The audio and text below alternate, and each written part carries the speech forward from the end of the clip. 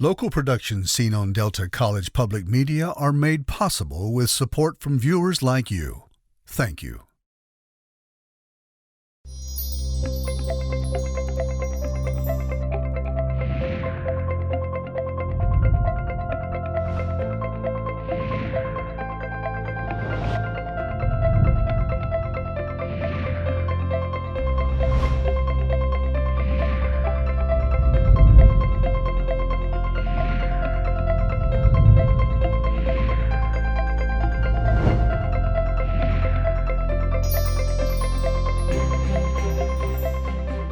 Hello, I'm Junia Doan of Junia Doan's The Spark.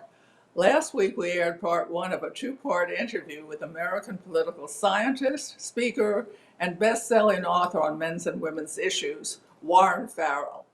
During the interview, we talked about how he became interested in men's and women's issues, his involvement in the feminist movement, and the complex dynamics of the role of the father in families. In today's program, we will continue our conversation with a discussion on responsibility, empathy, and marriage. If you've missed part one, you can visit juniadoan.com and view the interview in its entirety. Thank you for tuning in. I hope you enjoy it. So, I'm a grandmother now, to my great surprise.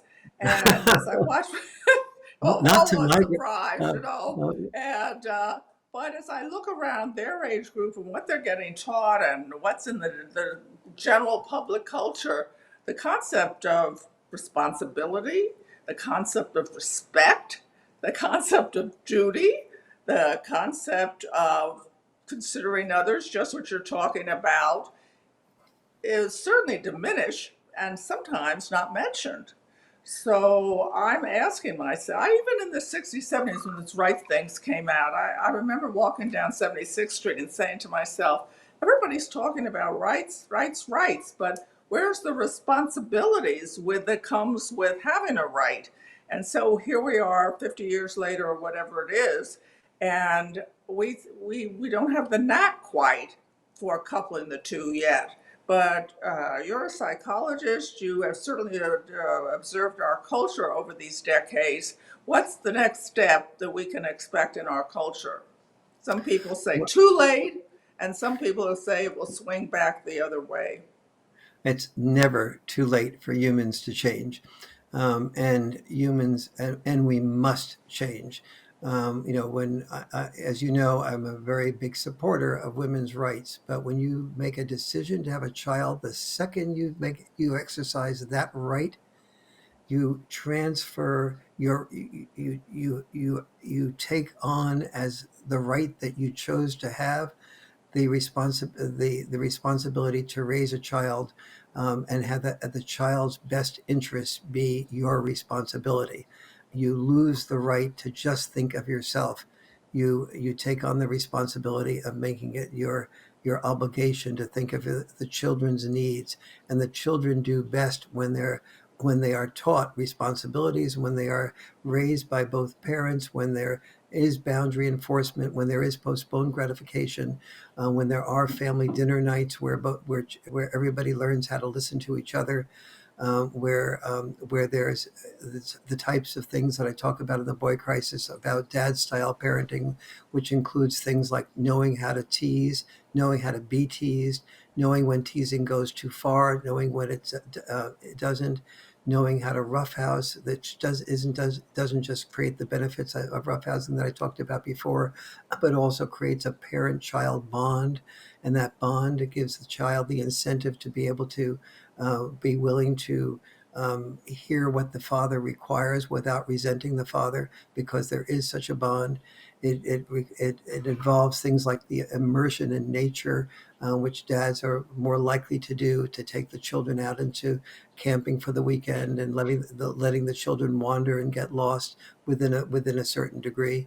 And when the mom is there, the child is protected from getting too lost, type of thing, as a norm. And so there are so many things that the playfulness, that dads turn almost everything into a game. When I was shopping with our daughters, If I was in the supermarket, they would be encouraged to look at what the back of the Ingredients. what the ingredients were, and to sort of like and compete with each other about what's the difference between sugar and added sugar, and which has the most of that, and what cereal could they choose that would probably have the least amount of sugar or added sugar, etc. And then take the box of cereal and throw it into the shopping cart as if it were basketball. And those are things that dads tend to make everything into a game, and that creates a type of bond, and the children being willing to deal with the mathematical games of competing with each other, about the amount of sugar or added sugar, the amount of calories, and so on. And it's so many of the things that dads do, they don't know why they're doing them, they just do them.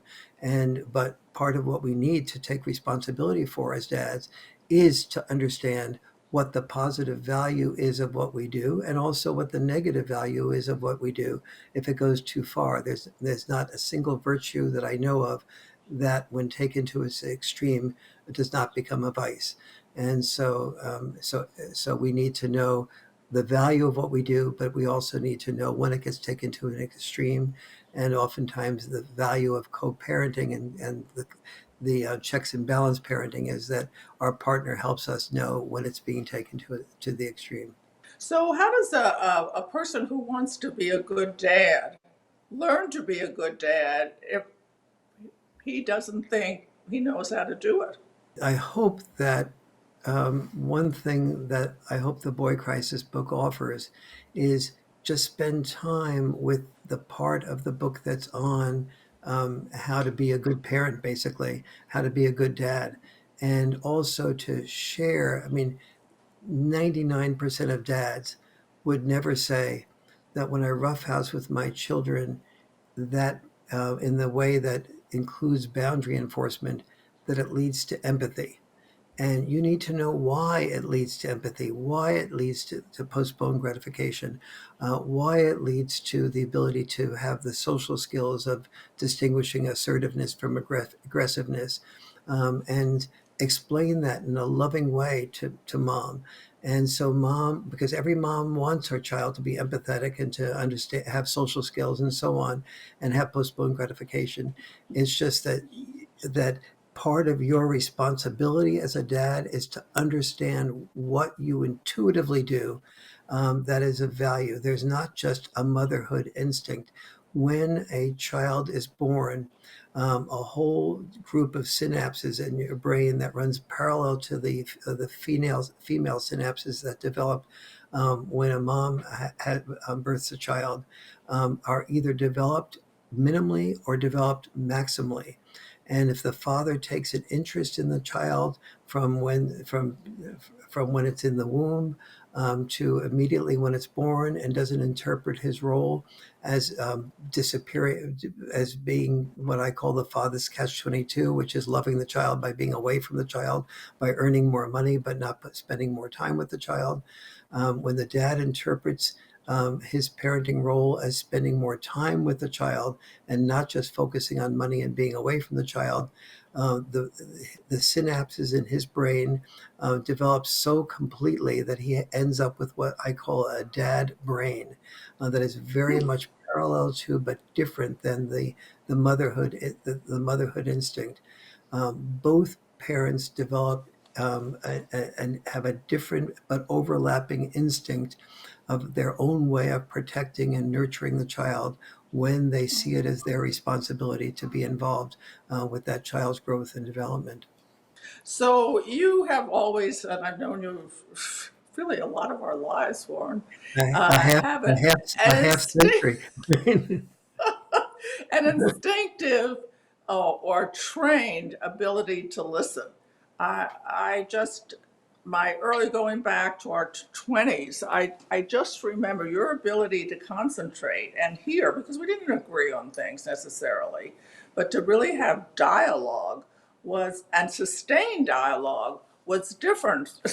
Many of the people our age, and but it continues that way. And I'd just like to know how you became that way because other people could imitate you. I mean, they may need a tip or two. I think something happened when I was in high school, and it was the McCarthy era. And I began to start saying in high school, well, I'm fascinated by I love this country, but I also want to know the um, what the Soviet Union thinks. What's their perspective on the world? And I remember being looked at by my teachers and even my parents as like, why are you so interested in also hearing the Soviet perspective or the Russian perspective? Is something, are you anti-American? And to me, it was like, no, I'm just curious. I want to know everybody's perspective. So now where that came from, I'm not completely sure. But what happened for me was when I was in um, a freshman in early high school, the my father got a job in the Netherlands, and we moved over to The Hague in Holland, the capital of the Netherlands. And during that summer, I got a job as a cabin boy in Paris, and my cousin was about my age. And I mentioned this to him, this perspective, and he said, "Oh yeah, the America and the Soviet Union are pretty much the same. They're both self-righteous. They both think they know it all. Nobody wants. They don't. Neither one of them wants to hear the other person's the other one's perspective, and just sort of laughed at both countries. And that had a very powerful impact on me. Just sort of seeing that the things that I was felt criticized for that way of thinking in the United States when I was in Europe, it was like, everybody just took that for granted that was that what, and it's sort of like, I remember having a strong impact that maybe the things that I felt and the desire to listen to multiple perspectives, maybe that wasn't me just being wrong. Maybe that had a value to it. And so whether that thing that sort of did a little click internally was accurate, is an accurate perception of why I felt that way. I'm not sure for sure. My father was unfortunately not a good listener. And so maybe that had an impact on my desire to listen better than he did. And so some combination of those things. But certainly when I do interviews, I'm not very, listening is not something, but I think when I'm out of interview mode, I just really love hearing multiple perspectives on almost anything. Maybe you're like me, and that is, we're just more curious Yeah, than. I always wonder why I want to know. yeah, I don't have to agree, but I'm glad to hear it. I'm glad to yeah. even ingest it. Maybe they have a point. But the other thing that I remember so well about you, and you continue to do, is you maintain position. You listen intently, but you maintain position. It's not that you're blending in one way or another. And you're a gift to talk to, just a gift to talk to. No Well, animosity, no anger, no shaking of the head, no dismissing. If you could teach that to people, that's worthy of at least a paragraph in one of your books, maybe a chapter. And I well, hope I ac- hope you take that on. the good news is that I have taken that on. I absolutely agree with you that even that more important than the boy crisis is the ability to hear perspectives differently. And for the last 30 years, I've been conducting couples communication workshops. And as I've begun, because started to see, for example, that the boy crisis doesn't just develop and emanate from the 56 developed nations that I talked about before, but it also emanates from the fact that usually often it's a result of divorce. But if I go back and say, well, what is divorce the result of? It's often people being unable to feel that they're not it's couples walking on eggshells out of fear of saying what they're concerned about or what the other partner might feel is a criticism, because their experience with criticizing their partner is that their partner will just become defensive and it will escalate into a fight. So they just keep their feelings to themselves. and then eventually, it builds up into a volcano that comes out in negative form in a much bigger way. And so I started to see that some 30 years ago.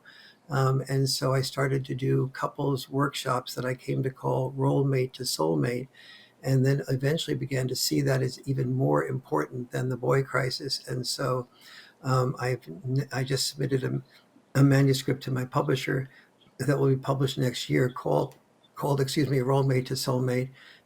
But during the COVID period of time, I had some time to be able to develop Role Mate to Soulmate into a course that was on Zoom. That if you go to my warrenfarrell.com website, you can go to the couples communication section and get that course and that will take you through module by module. It'll take you through every step of what you and your partner need to do to actually develop a practice that allows you to hear personal criticism, not only without becoming defensive, but to before you hear the personal criticism, altering the naturally defensive biological state that we're all programmed for, that was good for survival but terrible for love, and move into an altered state that allows you to hear your partner's feelings and fears without becoming defensive, but instead associating them with an opportunity to be more deeply loved. And that I hope, will probably be my most important contribution to others. Aren't there different kinds of marriages, though, where different things are important and areas of commonality, or where they enjoy or cooperate different to the degree of closeness or involvement? Or so I can't. I don't know if you can hear me or not, but that's one of the thoughts. The other thing I'm thinking, with all your experience and all, and maybe it's too personal a question. Of course, don't answer it. Just tell me later. When you and Liz married, what habits did you find nourishing and promoting closeness and clarity? Every marriage does have, there are many, many different types of marriages with many different types of goals, as we both know. But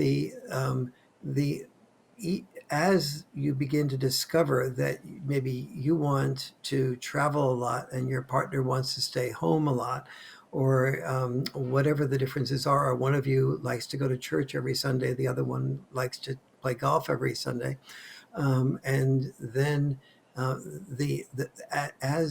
matter what the things are that are creating stresses or your goals of your marriage, you always discover that there's tensions or differences, at least in one area or the other, and those differences are often experienced as either criticisms or things that you sort of like you bury the talking about because you're afraid they'll create conflict.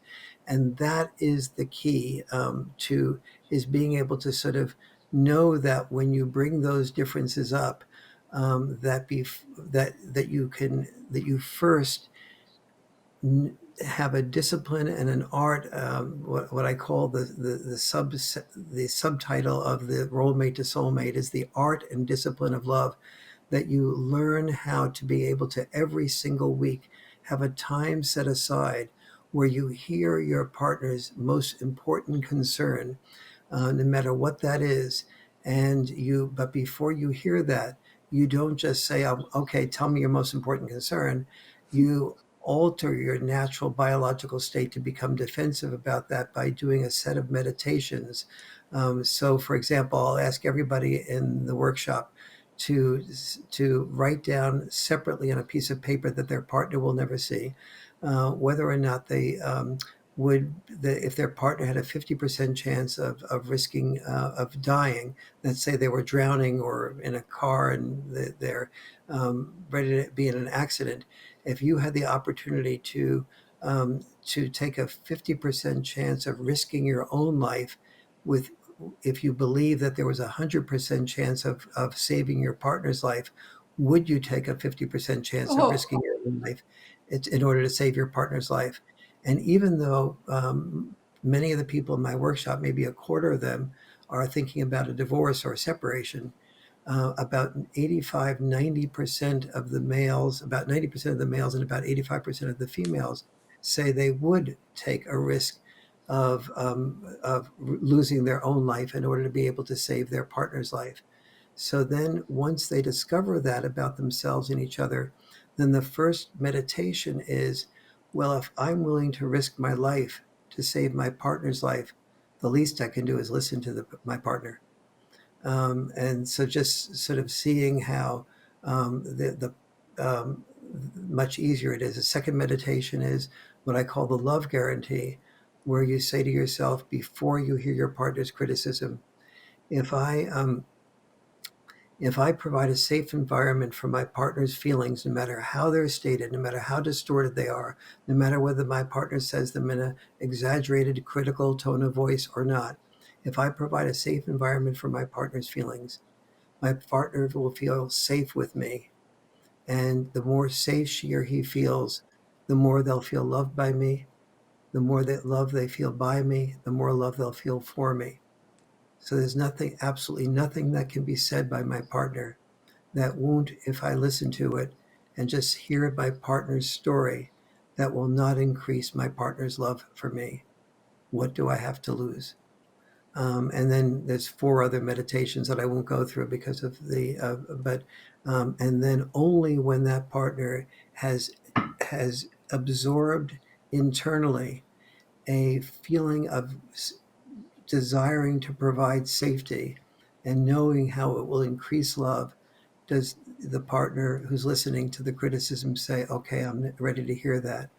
And then when the partner loses focus, is I teach the partner how to say hold so that they can recenter their focus again on feeling safe before they hear anything more.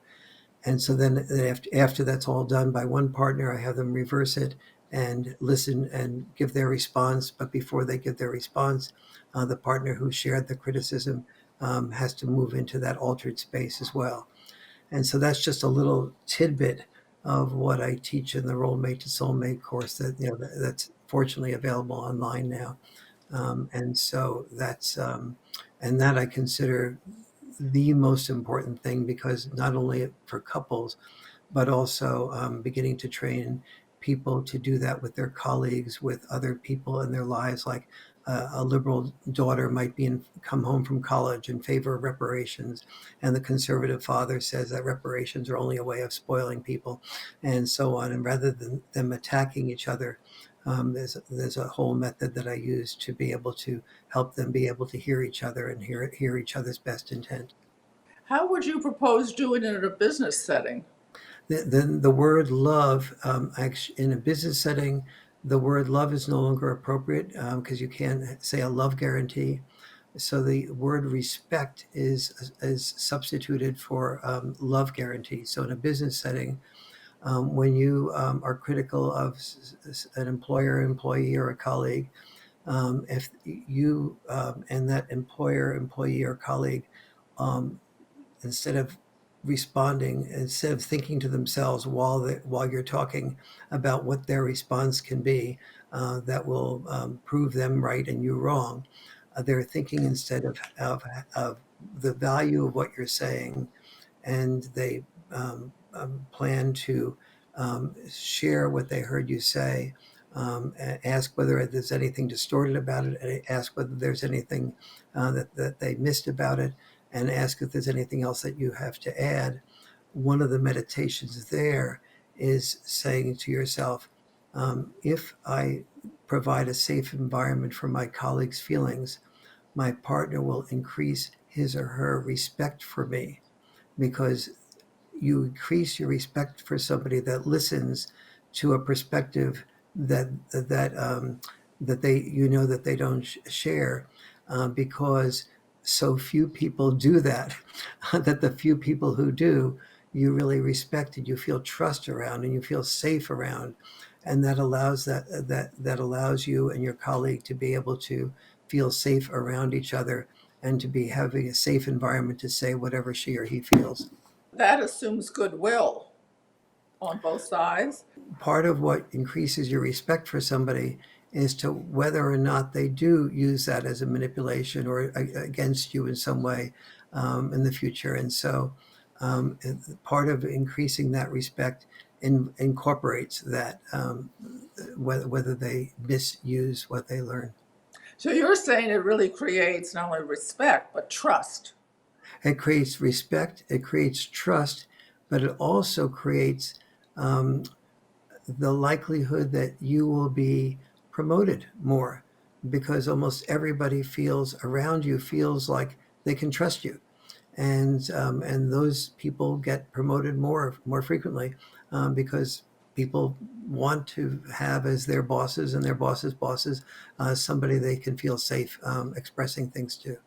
Do you think that's more effective than the autocratic boss? I have three I mean, answers to that question. currently it is, but I mean, looking across, wherever you look across, what could you add to the conversation along that line? I think it's my answer to that would be yes, yes, and yes. I mean, it's so much more effective. Every increasingly now, where especially among people who are the brightest and the best, they want an environment where they where they're heard, where what they have to say and contribute is responded to in a way that at least it's heard well, and at least they know the boss or the boss's boss really gets it, even if she or he has a different perspective on that. When people are heard, it's an enormous benefit, more so than just getting a little bit more money. And the more you have money, and the more skilled you are, the more gifted you are, the more that becomes of primary value. Thank you, Warren. A fabulous conversation, the bottom line of which is learn how to listen, learn how to share, create trust to have a better life through better relationships, whether it's Yes, father, son, worker, marital spouse, everybody. Hard to do sometimes. Another conversation we may have. absolutely. Not everyone's as courageous as you or experienced as you. To contact Junia, send her an email at juniadonsthespark@gmail.com. For more information, program schedules, and news about future guests, go to www.juniadonthespark.com. Thank you for joining us. See you next time on Junia Doan's The Spark. Local productions seen on Delta College Public Media are made possible with support from viewers like you. Thank you.